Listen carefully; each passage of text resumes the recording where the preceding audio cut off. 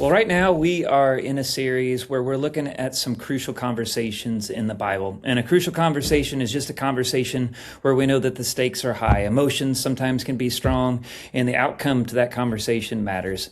And it just seems like any time that you start talking about money, you instantly find yourself in crucial conversation territory. Whether it's a husband and wife talking about their finances or parents trying to make ends meet, it could be friends talking about debt, or even if your church starts talking about generosity, there's just something that changes. People get uncomfortable, the defenses go up, and the tensions start to rise. And today, I'm going to be talking to my dad when it comes to this area of money.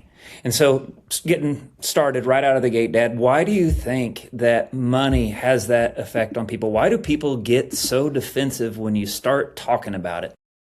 Well, I think it's probably because so much of our identity is tied up in money, how much money we make, how much money we have.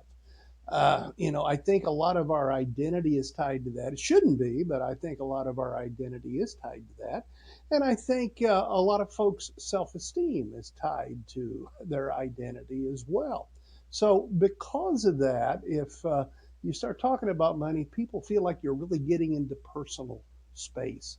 It's also a topic that we just haven't talked about much. You didn't talk about somebody's financial situation much. It was considered rude. It was considered an invasion of privacy. And I think when the church or anyone starts talking about finances, people definitely put their defenses up. They get a little afraid, and they want to say, "Hey, you stay in your lane. Leave me alone when it comes to this area."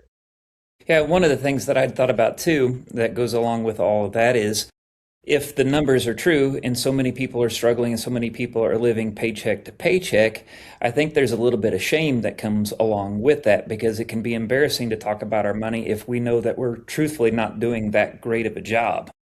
Right, and I think we all play that comparison game. I don't compare myself to people your age, but I look at people my age who seem to be able to take better trips than I can, do more stuff than I can, and it kind of makes you feel inadequate. And I think so much of that problem, though, is also tied to another big problem, one that we don't have time to talk about in this podcast, and that being social Social media. media, yep. Yeah, social media is it gives us this illusion that everybody is happier than us, everybody has got more money than us, everybody's family is better than my family. Social media is just it's such a trap, and it's so filled with lies.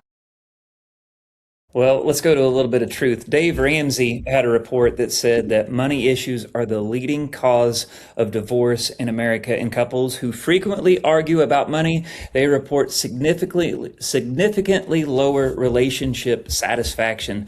And so you were in ministry for 45 years. You did your last 21 years down at Central Christian Church in Mount Vernon. So I'm sure that this is nothing new to you, but what have you seen financial stress do to marriages and families over those 45 years of ministry? I think more couples divorce over money than they do over sex. It is a tremendous problem in marriage relationships. I think when the finances start to be a problem, couples start to fight more, they start playing the blame game. I think husbands and wives then start looking and saying, well, I made a mistake by marrying this person. If I'd married so and so, I wouldn't be in this financial mess that I'm in today. Or if my husband didn't spend so much, or if my wife didn't spend so much, I wouldn't be in this financial mess. And I think it leads people to look for greener pastures when those pastures aren't really greener. But my experience in 45 plus years of ministry has been that financial stress leads to all sorts of other problems in a marriage. And I've also found that many married couples really hesitate to talk about finances with their spouse. Uh, I don't really know why that is. I don't know if couples feel like if they just ignore the problem, it'll go away. But they really seem to hesitate to talk, have serious talks about finances. Yeah. Well, we're trying to look at all kinds of different conversations. And this past weekend, we looked at the story of Elisha and a widow. The widow, she's not being asked in this story to give out of abundance. Instead, she's being asked to trust God when she has almost nothing left. She's down to, the Bible told us, she's down to just a little bit of oil, and she doesn't have a whole lot of hope. And like we were talking about earlier, we know that a lot of people are struggling. And so if you're already struggling financially and somebody wants to talk about generosity, what emotions usually come up? Well, I think if you're struggling financially and you just feel that you're spending every penny that you have and you have no margin whatsoever, I think when a church or any organization or anybody asks you to be generous, it makes you feel like I'm a failure because I don't have the money to do that. Now, I believe the truth is many young couples today are so stretched financially that they don't have hardly any margin. And I think that goes back to the fact that they've really not been educated much about finances. And I know 1C offers the Dave Ramsey's Financial Peace University, and what an amazing ministry that is. At my former church, Central Christian in Mount Vernon, Illinois, we offered that, and it was such a blessing. And people would tell me that they learned stuff about finances that they had never been taught before. They learned things that they should have known, in my opinion, but they had never put it together. And so when they had some financial training, they were able to escape the debt trap. They were able to make better use of the money they had. And I think it led to a lot less conflict and got rid of those feelings of failure because they had some margin. And I know you know this, Shane, but a lot of young people, it doesn't seem to me like they do know this. It's not about how much money you make. It's about how you handle the money you have.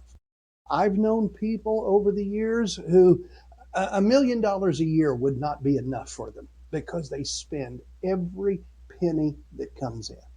And I don't know if they do that because of low self-esteem and wanting to keep up with the Joneses, as we used to say.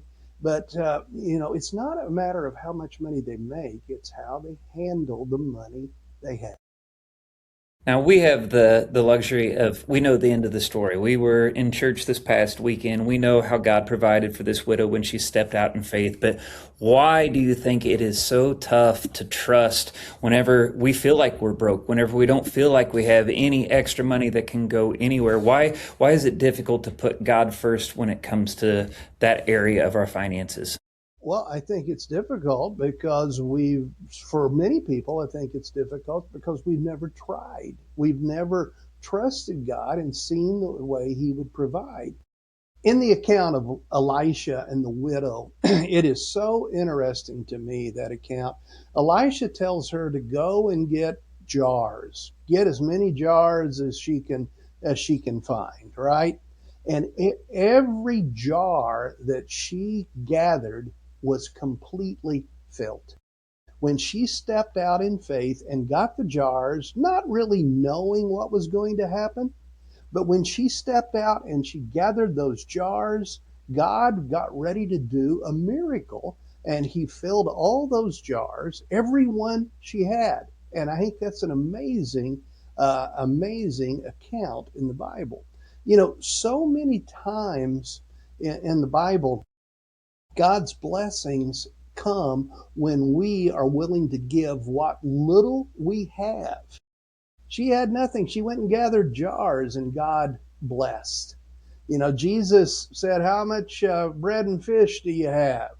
And the apostles said, "Well, we don't have much. I think it was 5 loaves, 2 fish." Jesus said, "Bring it here. Let's see what we can do." And an amazing miracle happened. And I think so many people have never tried to trust God in the area of finances. And because of that, their fear just keeps compounding.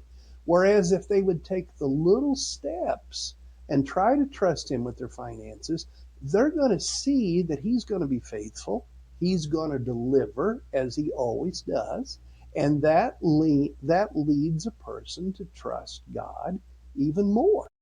And I think that's one of the keys in that account of Elisha and the widow there in the Old Testament. Yeah, you got to step out and try it. But you've seen it firsthand. I've seen it firsthand. But looking back on your own life, you hear story after story from people in the church when they finally step out, they trust God in the area of finances. I always hear people say, "Oh man, he provided for me in a way that I didn't expect." And it's strange stories about a check coming in the mail. But in your own personal life, how have you seen God provide in ways that were completely unexpected? Well, I could give you a bunch of personal illustrations from my own personal life and my own financial life. I could tell you about that. Let me tell you a story about our church, Central Christian in Mount Vernon, Illinois. In 2003, we built a new worship center. And when we decided that we were going to build, we decided that we were going to do something so big that if God wasn't in it, we were going to fail. So in 2003, we built a new worship center that would seat about 1,100 people. Uh, I didn't know how we were going to come up with the money to do that. Matter of fact, when we started to kick off our plans for that building, our big kickoff dinner was planned for, I think it was September 15th, 2001, exactly 5 days after the terrorists attacked our country. And our church and our world was turned upside down. We didn't know what was going to happen to the economy. We didn't know what was going to happen to the nation. But our leaders decided that we were going to go ahead. We went ahead, and God provided in amazing ways. And we built and dedicated that new worship center, 1,100 seats. After we built that thing, a lot of people said, "Oh, they may build it, but they're never going to fill it. No church in Southern Illinois is ever going to have 1,000 people attending." We stepped out, we took the risk, and God provided in amazing ways. When I retired 5 years ago, we didn't have 1,000 people in church every weekend. We had 2,000 people in church every weekend. And now, 5 years after I've retired, the church is even larger. And I think it's because we stepped out, we trusted God, He provided, His people were generous, and amazing things have happened. And that church right now is doing amazing work every day. And it's all because we stepped out in faith. I could tell you stories from my life when I first started in ministry, and my wife, your mother, was a stay-at-home mom, and finances were tough. And to be honest with you, our finances were a mess for the first few years I was in ministry because we were not giving generously. We were not trusting the Lord with our finances.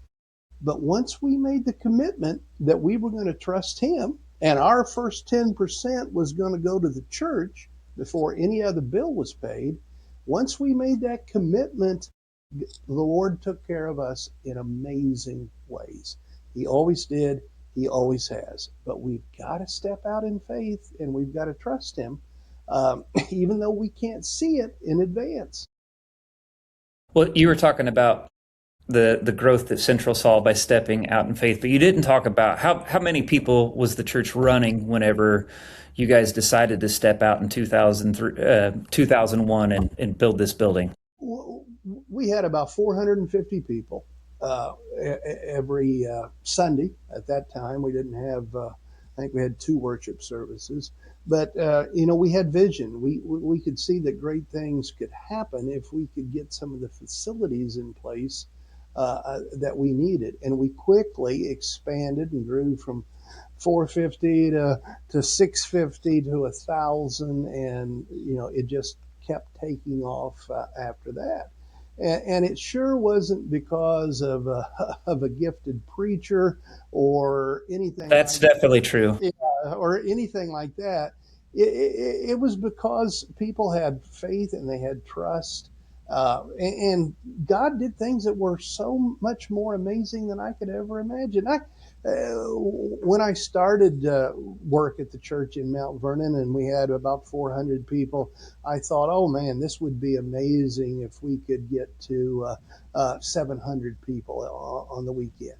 And my vision was way too small, as it often is.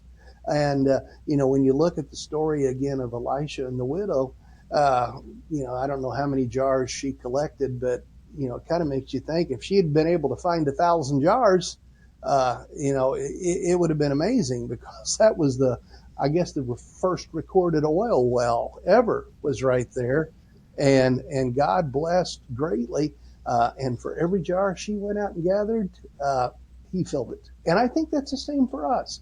If we'll step out in faith and if we'll trust him, he's going to fill our jars and he's going to bless our lives. Now, you were saying, Shane, that, sometimes those blessings may not be financial, but sometimes those blessings are financial. So God will do his part if we just can trust him.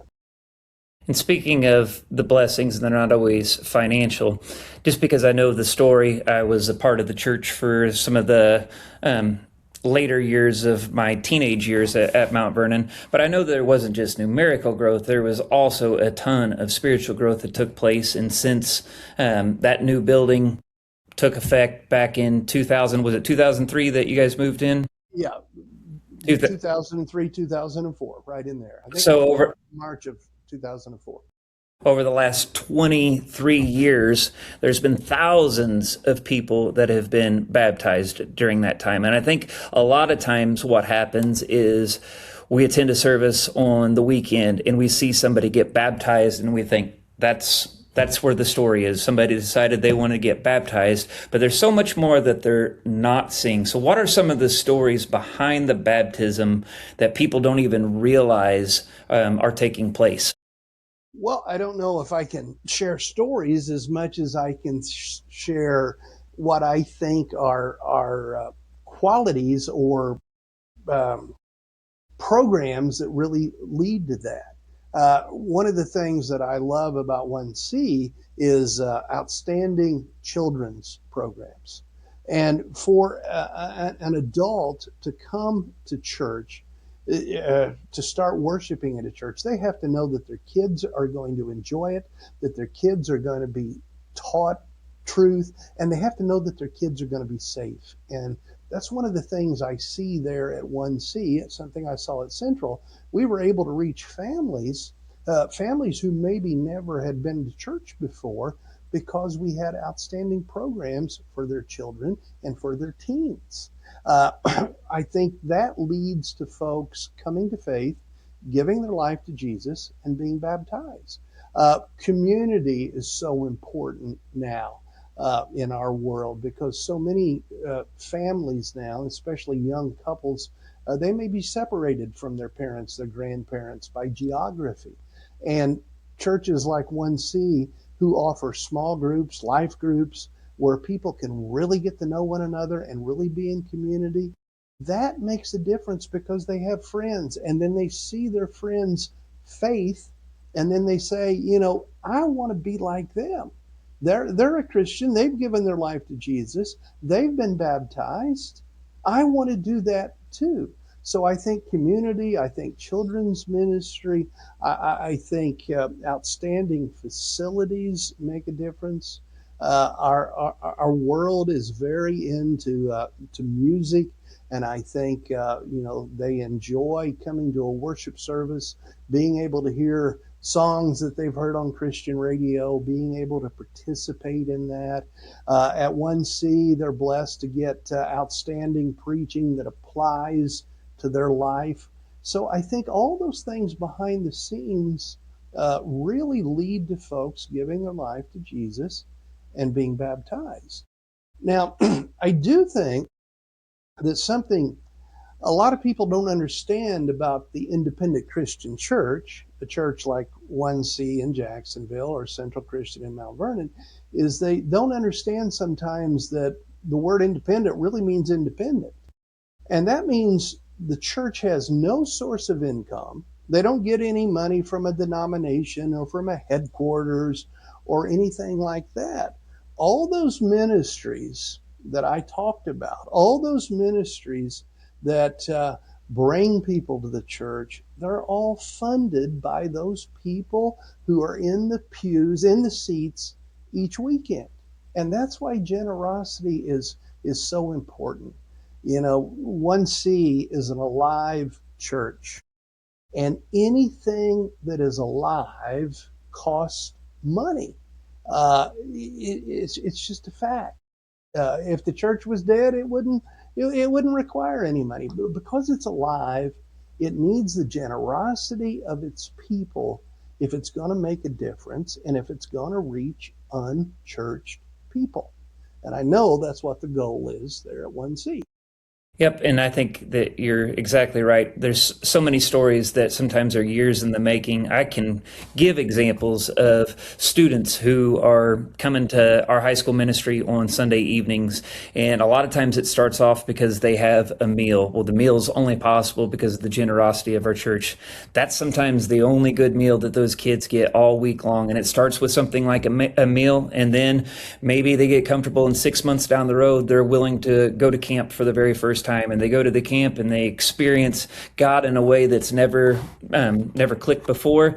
And then it's not too long after that where they're decided they're ready to go all in their faith, and they are baptized and then a part of the church every single week. And I think that a lot of times we don't see the story developing and realizing your generosity is what makes that possible, because a lot of times we think, oh, they just need money because they want to pay the bills or pay the salaries. And it's not just that. We want to see people's lives changed. And so, yeah, there's just so much more that goes into the story than what I think we realize.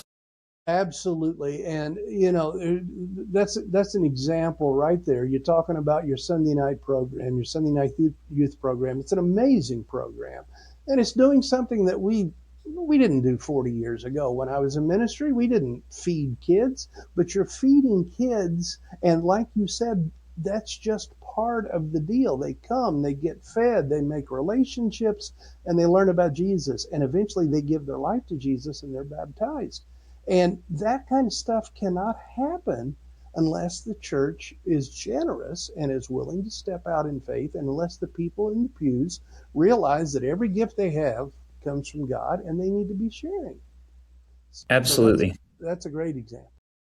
Well, I appreciate your time. Thank you very much. Well, thank you very much for inviting me to be part of the podcast. As an old retired preacher, it's always an honor to be invited to do things like this. And I hope something that we've said today will help people be a little more generous, and they'll help people trust God, not just with their money, but with every part of their life. Absolutely. Thank you very much. Thank you.